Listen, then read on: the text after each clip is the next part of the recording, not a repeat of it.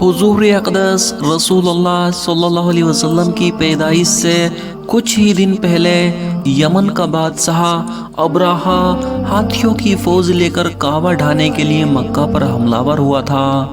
دوستو، یہ اللہ کی قدرت کا بہت ہی پیارا واقعہ ہے۔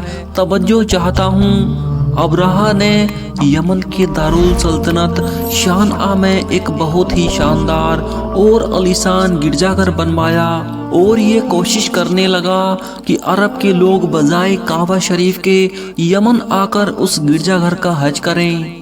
مگر جب مکہ والوں کو یہ معلوم ہوا تو قبیلہ کنانہ کا شخص غیظ و غضب میں جل بھن گیا اور وہاں کی گرجا گھر کی بے حرمتی کر دی۔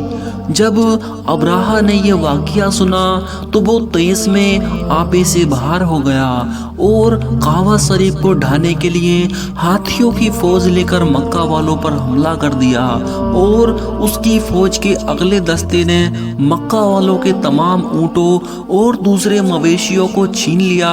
اس میں 200 یا 400 اونٹ عبد المطلب کے بھی تھے۔ آپ صلی اللہ علیہ وسلم کے دادا عبد المطلب کو اس واقعے سے پہلے تو بڑا رنج پہنچا، چنانچہ آپ اس معاملے میں گفتگو کے لیے ابراہا کے لشکر میں تشریف لے گئے۔ جب ابراہا کو معلوم ہوا کہ قریش کا سردار اس سے ملاقات کرنے کے لیے آیا ہے تو اس نے آپ کو اپنے خیمے میں بلا لیا اور اپنے برابر بٹھا کر دریافت کیا کہ کہیے سردار قریش، یہاں آپ کی تشریف لانے کا کیا مقصد ہے؟ عبد المطلب نے جواب دیا کہ ہمارے اونٹ اور بکریاں وغیرہ جو آپ کے لشکر کے سپاہی ہاک لے آئے ہیں، آپ ان سب مویشیوں کو ہمارے سپرد کر دیجئے۔ یہ سن کر ابراہا نے کہا، اے سردار قریش، میں تو یہ سمجھتا تھا کہ آپ بہت ہی عقل مند اور شاندار آدمی ہیں، مگر آپ نے مجھ سے اپنے اونٹوں کا سوال کر کے میری نظر میں اپنا وقار کم کر دیا ہے۔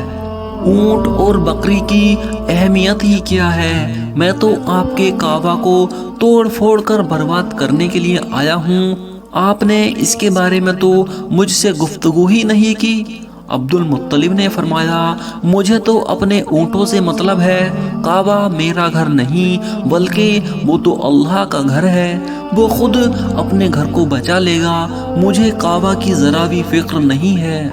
یہ سن کر ابراہا اپنے فرعونی لہجے میں کہنے لگا کہ اے سردار مکہ، سن لیجئے، میں کعبہ کو ڈھا کر اس کی اینٹ سے اینٹ بجا دوں گا اور روح زمین سے اس کا نام و نشان مٹا دوں گا، کیونکہ مکہ والوں نے میرے گرجا گھر کی بڑی بے حرمتی کی ہے، اس لیے میں اس کا انتقام لینے کے لیے کعبہ کو برباد کر دینا چاہتا ہوں۔ عبد المطلب نے فرمایا کہ پھر آپ جانے اور اللہ جانے میں آپ سے سفارش کرنے والا کون ہوں۔ اس گفتگو کے بعد ابراہا نے تمام جانوروں کو واپس کر دینے کا حکم دے دیا اور عبد المطلب تمام اونٹوں اور بکریوں کو ساتھ لے کر اپنے گھر چلے گئے اور مکہ والوں سے فرمایا کہ تم لوگ اپنے اپنے مال مویشیوں کو لے کر مکہ سے نکل جاؤ اور پہاڑیوں کی چوٹیوں پر چڑھ کر اور دروں میں چھپ کر پناہ لو۔ مکہ والوں سے یہ کہہ کر اور پھر خود اپنے خاندان کے چند آدمیوں کو ساتھ لے کر خانہ کعبہ میں گئے اور دروازے کا حلقہ پکڑ کر انتہائی بے قراری اور گریائی وزاری کے ساتھ دربار باری تعالیٰ میں دعا مانگنے لگے کہ اے اللہ، بے شک ہر شخص اپنے اپنے گھر کی حفاظت کرتا ہے، لہٰذا تو بھی اپنے گھر کی حفاظت فرما۔ عبد المطلب نے یہ دعا مانگی اور اپنے خاندان والوں کو پہاڑ کی چوٹی پر لے کر چڑھ گئے اور اللہ کی قدرت کا جلوہ دیکھنے لگے۔ جب ابراہا صبح کو کعبے کو ڈھانے کے لیے اپنے لشکر زرار اور ہاتھیوں کے ساتھ آگے بڑھا اور مقام مغمس میں پہنچا تو خود اس کا ہاتھی، جس کا نام محمود تھا، وہ ایک دم بیٹھ گیا۔ ہر ممکن کوشش کر لی اور بار بار للکارا مگر ہاتھی نہیں اٹھا۔ پھر اسی حالت میں قہر الہی ابابیلوں چھوٹے پرندوں کی شکل میں نمودار ہوا और नन्हे नन्हे परिंदे झुंड के झुंड, जिनकी चोंच और पंजों में तीन तीन कंकड़ियां थीं, समुद्र की जानिब से काबा शरीफ की तरफ आने लगे। अवावीलों के इन दल बदल लश्करों ने अबराहा के लश्करों और फौजों पर इस जोर जोर से संगबारी शुरू कर दी कि अबराहा के लश्कर और उसके हाथियों के परखच्चे उड़ गए। अबाबिलों की संगवारी अल्लाह के कहर की ऐसी मार थी कि जब कोई कंकरी किसी फील हाथी सवार के सर पर पड़ती तो वो उस आदमी के बदन को छेदती हुई हाथी के बदन से पार हो जाती थी। अल्लाह अकबर।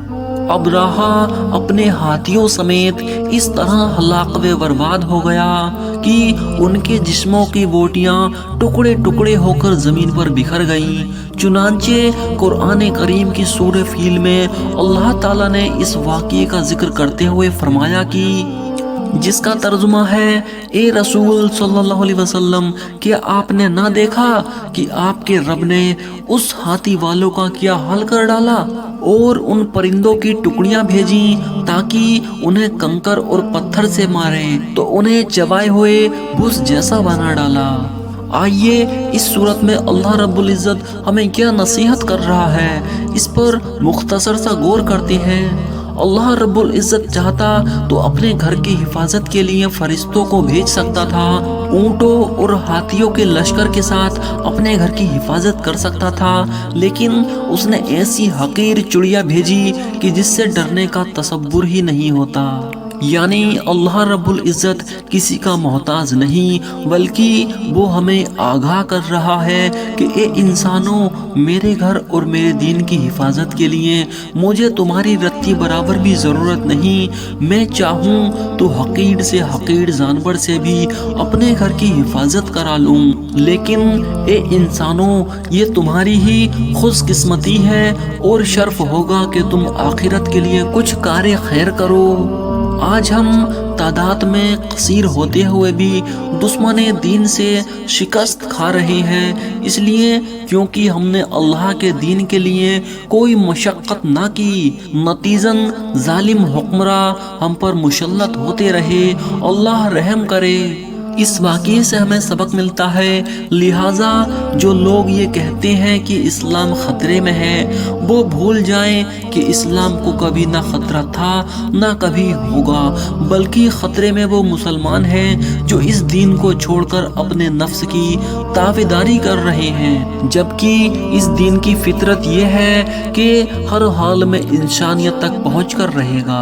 और इसी बात को अल्लाह के रसूल सल्लल्लाहु अलैहि वसल्लम ने वाज़े फरमाया और कहा, ये दीन तो हर घर में दाखिल होकर रहेगा, चाहे मकान कच्चा हो या पक्का, या बंद किले हों या खुली वादियाँ हों। दीन इस्लाम शारे आलम इंसानियत तक पहुँचकर रहने वाला है। अब हमें तय ये करना है कि हमें साथ रहना है या ना रहना है, जबकि अल्लाह ने तो अपना काम करना है, अपने दीन को इंसानों पर बाज़ी करना है। दीन के साथ चलने वालों को आजमाना और उसका बदला देना है, और दीन को छोड़ने वालों को दुनिया और आखिरत में इबरत बनाना और अजाब देना है। याद रखिए, इस्लाम की पहचान मुसलमानों से नहीं, बल्कि मुसलमान की पहचान इस्लाम से है।